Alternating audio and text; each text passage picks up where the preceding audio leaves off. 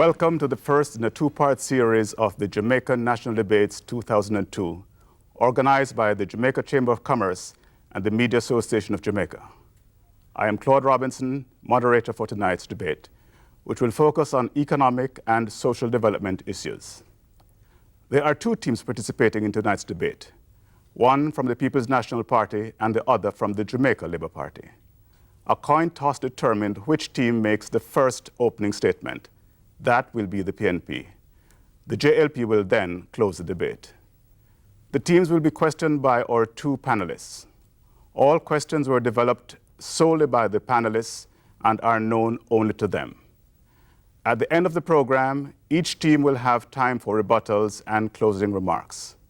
I will now introduce the participants. The Honorable Dr. Omar Davis has been Minister of Finance and Planning since 1993, following his term as Member of Parliament for the constituency of South St. Andrew. The Honorable Burchell Whiteman, Minister of Education, Youth and Culture, was a Member of Parliament from 1989 to 1997. Since 1998, he has been an appointed member of the Senate. From the Jamaica Labour Party, we have Audley Shaw, Member of Parliament for North East Manchester, Deputy Leader of the JLP and Chairman of the Public Accounts Committee. Bruce Golding is a member of the JLP Officer Corps. Previously, he was General Secretary and Chairman of the JLP, Minister of Housing, Chairman of the Public Accounts Committee, and founder and president of the National Democratic Movement. Let us now hear the opening remarks from the People's National Party. Thank you very much, Mr. Moderator, panelists, fellow debaters, ladies and gentlemen in the audience, and particularly those listening to us on radio and TV. This debate provides an opportunity for Minister Whiteman and me to present in very plain, simple terms a list of the achievements of this administration over the past 13 years, achievements which have transformed the standard of living of the majority of Jamaicans. Amongst these achievements, we have increased access to electricity from 2 out of 3 households to nearly 90% of households. We have increased access to water. We have increased the housing stock.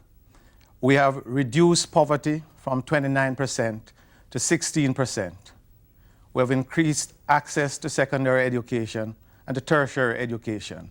And next year, there will be universal access to secondary education. We have vastly improved the health services. Everyone can relate to the improvements in the Kingston Public Hospital and various other hospitals throughout the country. This has been achieved by significant changes to the economy. We have eliminated foreign exchange shortage. We have tamed the beast of inflation. We have not solved all problems, but we have put forward a manifesto based on credible projects which will lead to us tackling those challenges when we are elected. We have no doubt that we will be given this opportunity at the end of this debate because of the points we have put forward. Thank you. Thank you, Dr. Davis. And now the opening remarks of the Jamaica Labour Party. Thank you, Mr. Moderator. Our colleague debaters, panelists, ladies and gentlemen in the audience, and of course, our national viewing and listening audience. 13 years ago, the government of the People's National Party inherited an economy that was in persistent growth for several years, averaging over 5% annual growth. 30,000 new jobs were being created each year. What has happened since then? Virtually no growth over the 13 years of the administration of the PNP. The manufacturing sector has been virtually wiped out, almost totally devastated. Half of the jobs lost, 70,000 jobs lost in that sector over the period. Today, we export $10 billion less than we did 4 years ago.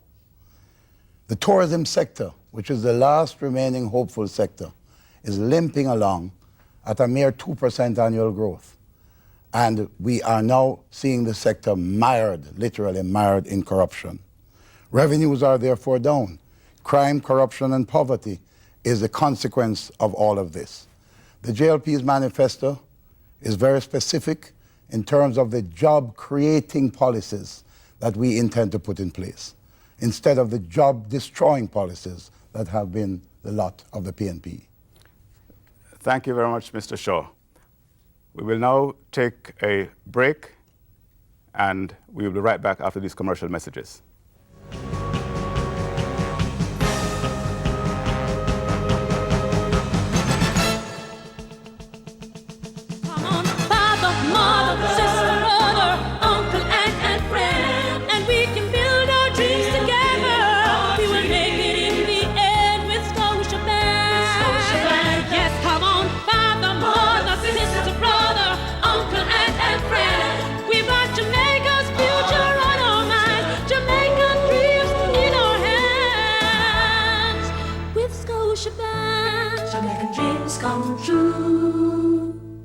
At Red Stripe, our commitment to Jamaica goes beyond our delivery routes, venturing into areas that impact on national development and the well-being of our people. Already associated with the more playful side of life in Jamaica, Red Stripe is just as dedicated and involved in many aspects of the wider community. From donating a mobile unit to the Jamaica Dental Association and supporting the blood bank, to sponsoring the 3 Miles Beautification Project, we are dedicated to contributing in meaningful ways. It's our way of reaffirming our connection with the people of Jamaica. Red Stripe, investing in Jamaica, making a difference. Red Stripe, the world's coolest bear company. What Midas will do for you. What Midas does for me? I don't carry cash anymore when I do my personal business. NCB 24-hour banking. Midas. As a working mother, I love the convenience of using Midas to shop. Midas is so easy to use. I even get cash instantly. From NCB, your bank, your future. Midas.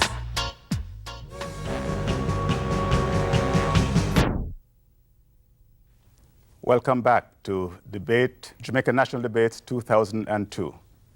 I'm certain that our panelists, Byron Buckley, senior political reporter from the Jamaica Observer, and Peter Melhedo, CEO of Manufacturers Sigma and Vice President of the Private Sector Organization of Jamaica, have a number of burning questions to ask.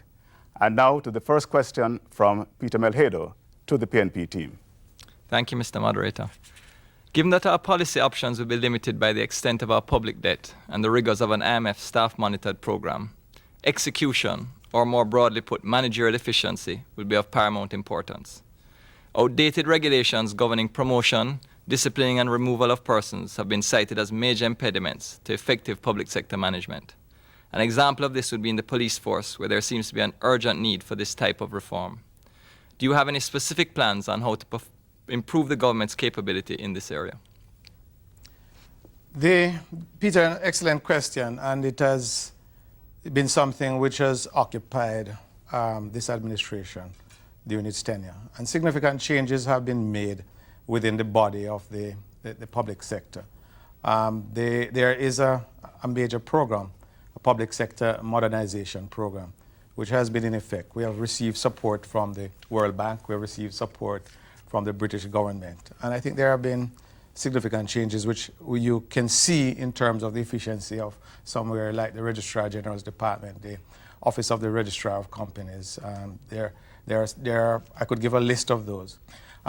In the heart of the civil service, there are changes which are going to be forthcoming related to making the civil service more efficient, reduction of leave facilities, rewards for higher levels of efficiency, etc. We have already put in place an incentive system whereby institutions or departments which have performed above target can be rewarded. It's a job in progress, and I do not think that we could ever claim that we have achieved all our targets. In terms of the police force, this is a combination of increased need for increased training, and we are embarking on that. We are soliciting external assistance in that regard. So it's a problem in which we recognize, but it is not one which you can have an immediate transformation. It's changing the civil service is indeed a difficult proposition, but significant strides have been made in that regard. The same question to the JLP. I think we need to move very steadily towards creating a public sector that is performance-driven, a public sector that is less centralized, where authority devolves at various levels within the system. The government has made some effort at modernizing the public sector, but they are doing it within the context of a legislative framework that is archaic, and no attempt has been made to address that. We are not going to be able to modernize the civil service within the framework of the existing statutory legislative framework, and that is something that has to be addressed. One of the things that must be done, and it is the view of the Labour Party, is that we need to remove control of the civil service and of the police force from the executive, from the political government. And the Labour Party is committed to having both of those organizations, both of those institutions, operate under an independent commission. Independent Public Services Commission, Independent Police Services Commission, that would be able to undertake, without any constraints imposed by government, the kind of rationalization that has to be done. Now, first question from Byron Buckley. This will be directed to the Jamaica Labour Party. Investors have long been fed on a diet of high real return on virtually low-risk instruments over several years. How do you propose to permanently reduce interest rate in order to stimulate economic growth, bearing in mind that each time this has been attempted, the economy goes into convulsion? Plus, there are millions of US and Jamaican dollar debts at high interest rates held over a long period. Well, the start of it, essentially, is a confidence factor. The question would be, how could the Jamaica Labour Party attract investment into plant, into equipment, into machinery, and into technology using low interest cost money? That is the question, as I summarize it. The issue is that we have to. The issue is that the rest of the world is doing it. In the Caribbean region, interest rates are at 9 to 11, in Trinidad 14, 15%. Their economies are growing at between 4 and 5%, and they are doing so with low-cost money. The developed countries are at even lower interest rates, at 7%. Jamaica, therefore, cannot continue to have prime interest rates, which are in excess of 20%, despite the minister's attempts at bringing the interest rates down. They have gone back up again. In fact, some rates are edging towards 30%, 3 times as much as our trading partners. It can't work. The issue is a confidence issue. The issue is that we need a government that understands how to attract investment, how to assist investors to make it productive and profitable for them in Jamaica. And the issue is that the Jamaica Labour Party has had a track record of being able to do this.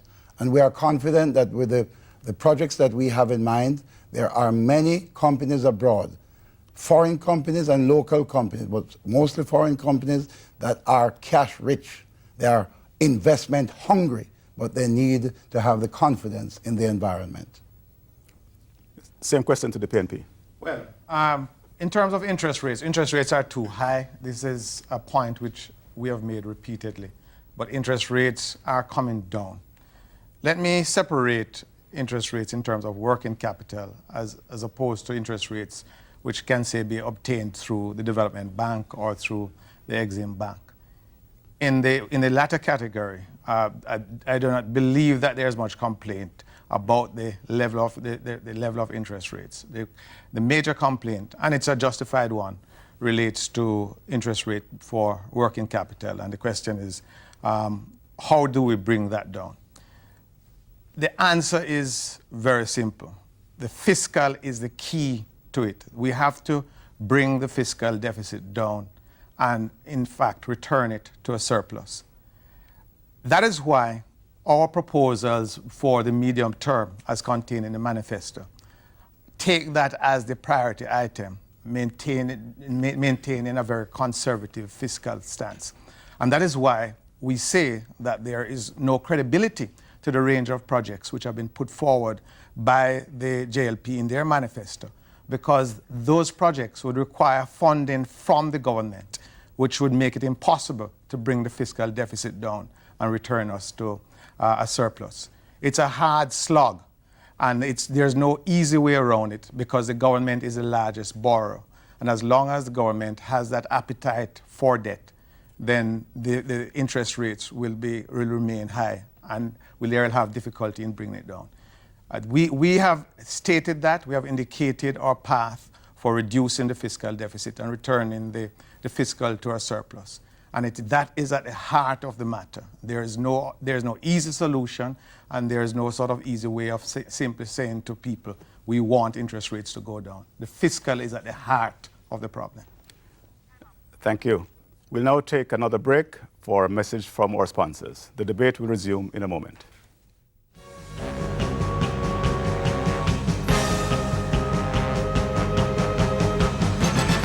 Come on, father, mother, sister, brother, uncle, aunt, and friend, and we can build our dreams together. We will make it in the end with Scotia Bank. Yes, come on, father, mother, sister, brother, uncle, aunt, and friend. We've got Jamaica's future on our minds, Jamaican dreams in our hands. With Scotia Bank, Jamaican dreams come true. We at Red Stripe honor our heritage as a Jamaican company, and in 2002, our tradition for excellence received kudos from the JMA, JEA, and the JCC, the most prestigious award being the Governor General's Award for the most outstanding corporate entity. But success doesn't just happen. It takes one team, one vision, one goal, and a drive to innovation. Innovative thinking has led us to commission MAG 5, the fastest bottling line in the Caribbean, and new product and marketing innovations, with Red Stripe Light and the new global sensation Smirnoff Ice being clear winners. Energized by our achievements, Red Stripe continues to make strides, and we're committed to being a part of Jamaica's great future.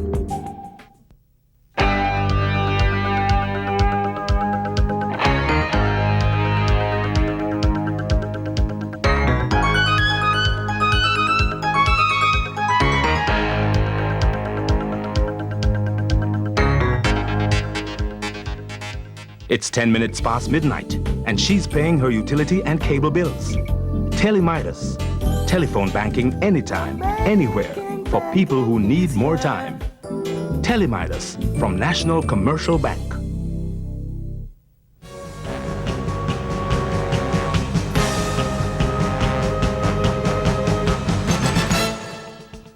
We're back with the 2002 national debates. Let's return to the panelists for the question and answer session to continue. The question now from Peter Melhedo, directed at the People's National Party. As it turns out, this may give you a chance to elaborate on where you are ending, Minister Davies. But given the recent fiscal outturn, where expenditure outpaced revenue by some 10% as of July, it is likely that we'll end the fiscal year with a significant deficit. A dramatic increase in growth over the near term is unlikely, as is a reduction in expenditure due to an inflexible debt repayment schedule. Additionally, both parties have espoused their plans for free education and other, what I would call, costly schemes. What would you do if you formed the next government to close this deficit, which is an IMF imperative, and still implement these programs? My response, Peter, has nothing to do with an IMF imperative. It has to do with the imperative of sound economic management.